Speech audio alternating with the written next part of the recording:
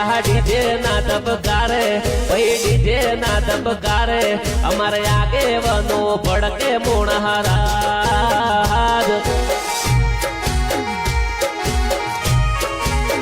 હે ભલે ગોમમાં દારૂ ચાલુ ભલે ગોમમાં દારૂ ચાલુ પણ કોઈ ફરક. તો નમસ્કાર મિત્રો, સ્વાગત છે તમારું અમારી યુટ્યુબ ચેનલની અંદર. ને મિત્રો, તમે વિડીયોની અંદર સાંભળ્યું હશે કે ગબ્બર ઠાકોરે મિત્રો ઠાકોર સમાજના આગેવાનો લઈને મિત્રો એક સોંગ ગાયું છે ને અત્યારે મિત્રો સોશિયલ મીડિયાની અંદર બહુ બધું વાયરલ થઈ રહ્યું છે.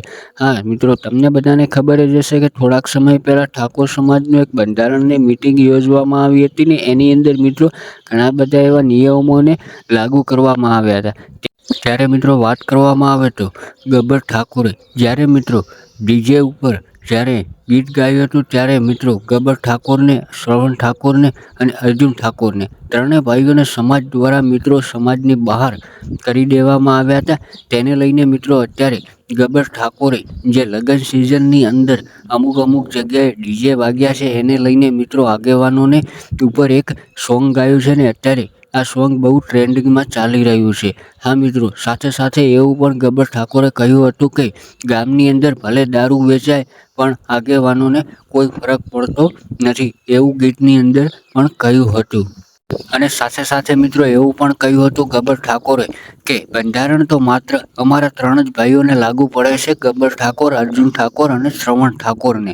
સમાજના બીજા આગેવાનોને કોઈ પણને બંધારણ લાગુ પડતું નથી, કારણ કે સમાજના આગેવાનો જ્યારે ડીજે વગાડે છે ત્યારે એમને બંધારણ લાગુ પડતું નહોતું. જાહેરની અંદર સોંગની અંદર ખુલાસો કરીને ગબ્બર ઠાકોરે એવું કહ્યું હતું. કારણ કે મિત્રો ગબ્બર ઠાકોરને તો તમે જાણતા જ હશો, કારણ કે ગબ્બર ઠાકોર ઘણા સમયથી સોશિયલ મીડિયાની અંદર અવારનવાર ચર્ચાઓની અંદર રહેતા હોય છે. અને સાથે મિત્રો વાત કરવામાં આવે તો ગબ્બર ઠાકોરે જે અત્યારે સોંગ એક ગાયું છે એ અત્યારે બહુ ટ્રેન્ડિંગમાં ચાલી રહ્યું છે અને સમાજના આગેવાનો અને સમાજના નેતાઓને મિત્રો નિશાન સાંધ્યું હોય એવું ક્યાંક ને ક્યાંક જોવા મળી રહ્યું છે. તો મિત્રો, ચેનલ ઉપર પહેલી વાર આવ્યો તો ચેનલને સબસ્ક્રાઈબ અને વિડીયોને લાઇક કરવાનું બિલકુલ ભૂલતા નહીં, કારણ કે મિત્રો આપણી ચેનલ ઉપર તમને સૌથી પહેલાં આવા અવનવા ગુજરાતી વિડીયો જોવા મળી રહેશે. અને ગબ્બરભાઈ ઠાકોરને સમાજ માટે આવા સોંગ ગાવા જોઈએ કે ના જોઈએ.